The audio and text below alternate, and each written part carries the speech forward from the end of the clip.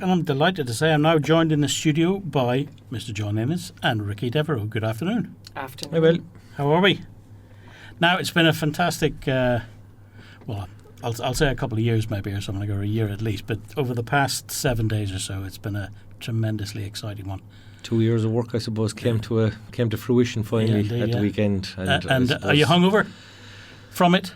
The body's fairly shattered from it. It's a full on week, I suppose, isn't it? Leading into it, you would have seen what happened down in Green Park and at the different venues, and we would have both been very involved in that right through to the end of the delivery. Even on Monday, there was a lot of stuff still to be done. So, you're not sleeping basically. It's just literally you're grabbing a sleep when you can, you're grabbing a bite of food when you can, and it's just busy. Just and like the athletes, you're keeping a bit in reserve. It'd nearly be easier if we were taking part, if we got the weather. At least you'd have got a rest after it, wouldn't you? Yes. What's wrong with the weather?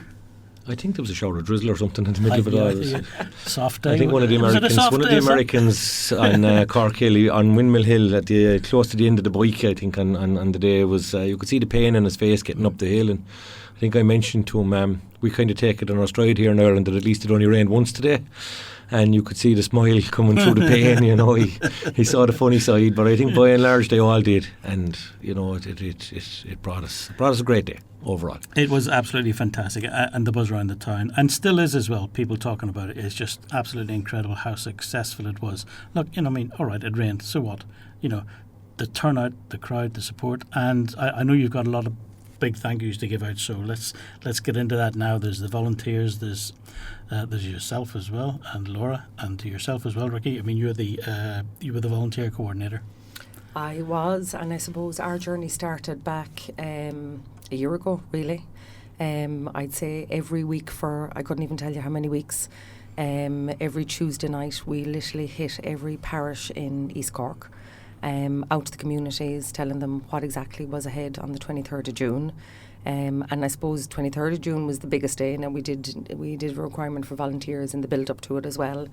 But the reaction, I suppose, from every meeting that we had was that everybody was absolutely willing to come on board. And they all signed up. They all got their start positions.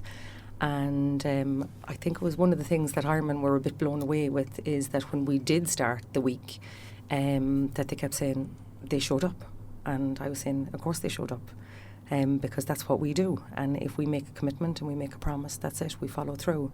And then on the day, I suppose, Sunday morning, we had not most of our volunteers, we had a bank of volunteers that were starting their day at 4 a.m.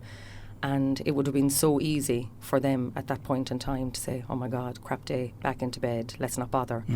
And they came out in force. They couldn't have done enough. They lasted the journey all the way through till 12 o'clock that night. There was not one person did not report for duty that day. And even above and beyond that, there was people that were on, whether it was the GAA, whether it was the athletic club, whether it was out on the bike course. There were people maybe that were due to be on duty for maybe a 4-hour shift and decided, what the heck, we're having fun, we're wet, we may as well stay where we are, and end up doing an 8-hour shift. And just getting involved and making it an absolutely spectacular day for the athletes. Indeed. Yeah, and without that, the athletes, they were just unwavering and they just thought that it was absolutely phenomenal that these people came out to support, look after, and it just ended up, in the face of adversity, a fabulous day. Absolutely. And I do know of 3 people from Dublin that came down to do the swim, volunteers at the swim, but because obviously that was cancelled, they then redeployed to Windmill Hill. And they did all the cheering on there and the coordinating. That was fantastic to see. It really was amazing. Fantastic. We had a funny one. We had I don't know whether she's listening now or not, we had a principal of a school on Windmill Hill who's always very in control on a day-to-day basis, and people respond and do exactly what she says. And on Windmill Hill, she just lost control. The crowd took over and were willing those athletes up the hill. So she was calling the coordinator for that particular area, and she just said, "This is ridiculous. I can't control them. What's happening?" So I think she's kind of she's learned her lesson in step back, enjoy, control the controllables. Yeah. But other than that, is just do your bit. Now, getting back to yourself, John. What feedback have you had from the Ironman organisation? very, very happy with the event overall. Look, I mean, the weather throws a curveball, and we had been watching it for a few days. A lot of people seem to think that it was water temperature was the issue. It was something we had been looking at. It was cooler at the start of last week, but it was progressively getting warmer and warmer all the time. It was within the specs that we wanted it to be. The issue for us was we had one eye on the wind and the rain that was coming on Sunday. We were aware of that from about Wednesday onwards, and we're just keeping an eye on it. Forecasts like that at this time of the year are fickle. They can change. Those events can happen a day or two sooner than originally predicted, and we were giving it every chance, because even late on Saturday night as we looked at it, there was indications that the wind might have blown through earlier, and that things could change. There was basically a front coming up over the south of Ireland, and it could have come closer or it could have stayed further away. It was an hour by hour kind of a case by case basis. We were looking at it, and we decided to make the final call at pretty much an hour before race start time on the Sunday morning, which would be standard enough procedure as well within Ironman, you know. It was a well made decision. There's absolutely no doubt about the fact it was the right decision. Yeah. I think there was even a cheer in transition when it was announced to the athletes, because I think a lot of them were fairly concerned about the prospect of being pushed into that kind of a sea. So definitely was the right thing to do. As a consequence of that, then we still have road closures at scheduled times that we have to try and meet. So there's a bit of engineering in getting everybody out on the road at the correct time, so that their kick-on times down the road are at the right times as well. And I suppose, look, at the downside, people did have to wait around a little bit longer than we would have liked. We did get a message out to them. There was a release went out to them on Saturday advising them that we were aware that there may be changes and that they should dress accordingly. So that reached the vast majority. Look, out on the route, it was a torturous day. Anybody who completed that, he'd be in no doubt as to their ability or their achievement. You know, it was absolutely super. The conditions out there, I think they got to swim out there, whether they got it on the bike or got it or not in the sea. It was equally as challenging. I think it's something that only Ireland could do, and did it very, very well, because the one big feedback we're getting, and Ironmen are blown away by the buy-in in all the villages and towns around the community. Ricky mentioned how we'd been out visiting all of them earlier on in the year, and I think that probably got the message out there that this is how big an event it is that is coming, and this is what's required to make it welcome. And there was athletes with tears in their eyes finishing that, despite the pain and the suffering that they went through. Every one of them sensed the welcome that they got. There are funny stories doing the rounds of lots. cold, wet athletes being pulled off the course by residents along the route, being brought in home, their clothes being dried, given a warm shower, given a cup of tea, and I won't say what was in the tea, in some cases that we've heard, and shoved back out on the route again to continue and get on with it. There was one very touching story, and it's not too far from your own roof. 3 lads who I had been coaching together from the north of Ireland. One of them got a knock off the bike up at Leahy's farm. He was overtaking and somebody else nudged him and he came off the bike. He made it all the way back down on the bike to Youghal, and it was only when he stopped he realised his injuries were a bit worse than he thought. He had a lot of cuts and bruises, so he decided it was time to retire. It was at the end of the first lap of the bike, so he made his way back down to the house he's staying in down on Strand Street, and couldn't get in because his wife had the keys. Was out in the course. A lady who lived nearby saw what was going on. She allowed him use the phone, make a call to his wife. They got him into the house, they got him into a bath and got him warmed up. He went on to enjoy the rest of the day, but only when he got home he discovered, when he went to hospital that evening, that he had 3 broken ribs and a punctured lung. Oh God, I didn't know that. No, he's fine. Wow. He's well on the road to recovery. He's hoping to be out of hospital tomorrow. I was just speaking to one of his colleagues about an hour ago. A tear came to his eye when they were packing up the car to leave on Monday morning, because they had to be back home for work on Tuesday. The same lady apparently approached him as they were getting into the car and handed him her own handwritten certificate for what he'd achieved. Oh, bless. And gave him a little, I suppose it was an iron, kind of a model and ornament of a bike. Yes. And kind of said, look, hats off, we salute you, even though you didn't complete your Ironman. We salute the achievement you did make. And he said there was tears in his eyes all the way back up to the north. And no, I know. It's nice when you hear stories like that. Today, it's nice when you get stories, and it's one example of many stories we're hearing. Yeah, that's fantastic. Yeah, because I mean, even from Strand Street in the Mall, when the run was on, we were all out in the chucking rain under a big parasol. Yeah. Funny enough. And it was just brilliant to see them coming by and shouting out their names as well. The athletes did sense it and did feel it, because what we're seeing on Facebook, they're all relating back the stories of the atmosphere, the whole push that they got from the spectators, because it is very real. And a lot of people who had in their minds to not cycle up the second climb of Windmill Hill, that their plan was to get off the bike at the bottom and walk up or run up the hill with the bike. They could hear the atmosphere on the hill before they got to the hill, and it just stood the hairs up in the back of their necks. They Buoyed decided them. there and then, I'm not getting off this bike, and Yeah. they did complete that second cycle up the hill, which is absolutely, it's what Ironman is all about. It's what the whole Indeed. atmosphere of the race is all about. Indeed, and obviously worthy winners. Worthy winners, absolutely. Everybody who crossed the finish line Yeah. was a worthy recipient, without Oh, a shadow that's a of a good doubt. thing You to know, you say, get yeah. good days, you get nice days, you get easy. There's no easy Ironman, but No. that was a bloody tough one, and a lot of them would have related back afterwards. Who would be? We've spoke to athletes who've done 10 and 12 and more of these, and they've said by far, probably the toughest, but the most enjoyable because of the spectators. So, take a bow, East Cork.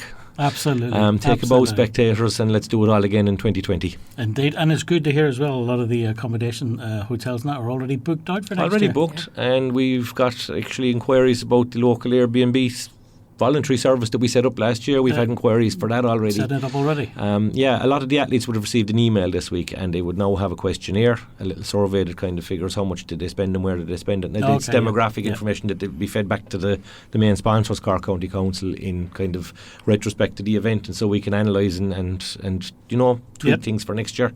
But as I say, one of the other big things is they would have got an invitation, a priority entry for next year, which means that they get a discounted entry because of the fact that there was a shortened race. Yes. They get €100 off the entry fee for next year, and they have until next Sunday to take that up. And from what we're seeing, there's quite a large take up on that already.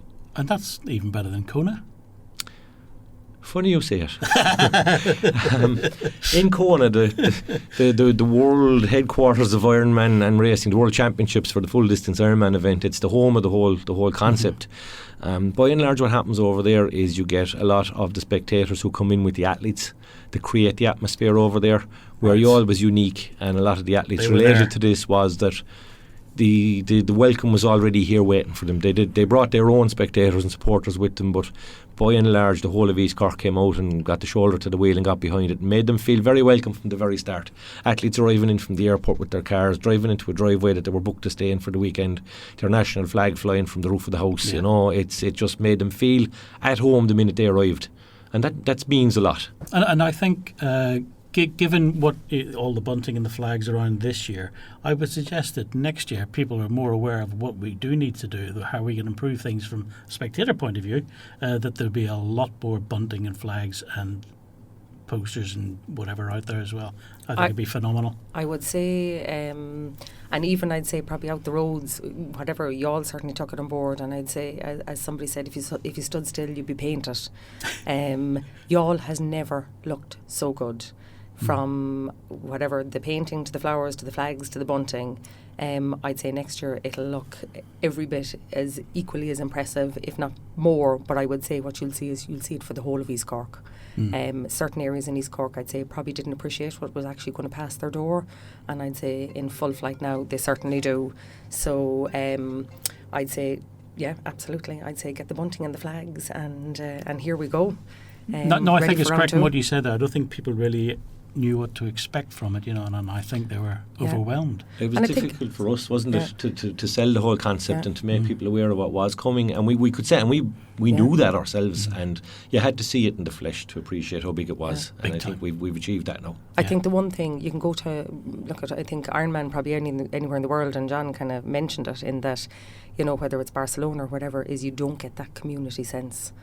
And by and large, Youghal and East Cork as a whole embraced the event, welcomed the athletes and their families, and that's not something you can make somebody do. You either have it or you don't, and Youghal has it in spades. And they opened their hearts, they opened their homes to this particular event and everybody competing in it.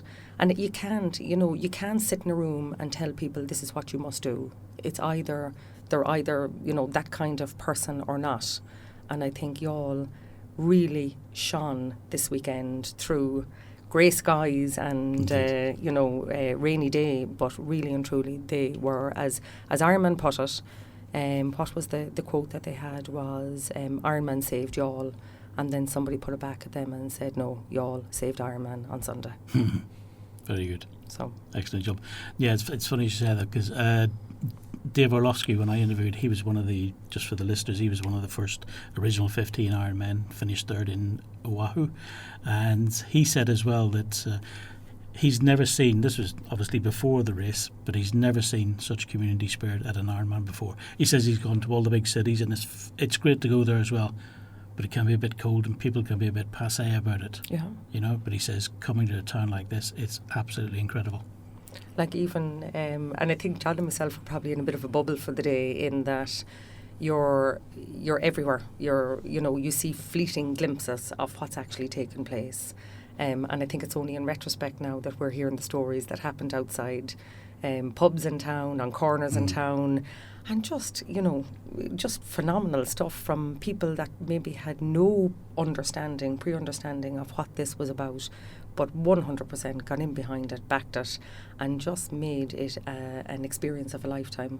And without a doubt, now whether, let's just say some of the establishments in town were well populated now on Monday night, and there was a few beverages being consumed, but certainly by all means, there's a lot of entries have been, a lot of entries for 2020 have already been done by athletes who did complete on Sunday, and there's just that love of absolutely they haven't been undeterred by the weather. I think the welcome is what's bringing them back, and they're back for round 2. Fantastic. John, do you have anyone you I looked particularly at like to the thank? weather. The weather was horrible, but I think even the visitors from far and beyond, they were here Thursday, Friday, Saturday. They were here on Monday. And they saw it in a good light as well. It was a flash in the pan. It was a very unlucky weather event that happened and struck us. And I suppose when you're tied into an event that size, where you've got media commitments and things, you've no flexibility. We've road closures that were legally sanctioned for the day and the date.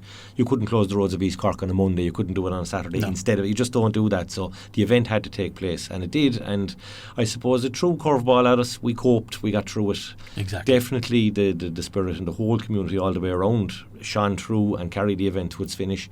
Next year will be bigger and better and stronger, and again we're looking forward to it. It won't be long coming around, because we're already in the making notes and sitting down and having conversations as phase already, while it's all fresh in the head. So no, I'd just like to thank everybody who I suppose in one way or another got involved and got behind the thing from the very start. If it wasn't for that meeting that we sat down with Sean O'Callaghan 2 years ago now and finally got the ball rolling with the County Council, I mean, Mary Lynn and Foley opened the door there to get us in with Sean. We sat down with Sean, showed him what the event was about. He trusted in us, and he moved the thing forward from there. And we are where we are, and we're looking at year 2 and year 3 now already, and everything will be positive, onwards, upwards, and the fact that we know what the event looks like, I think next year it's going to be even bigger and better. Fantastic. Ricky, John, thank you very much. Thanks, Will. Thank you.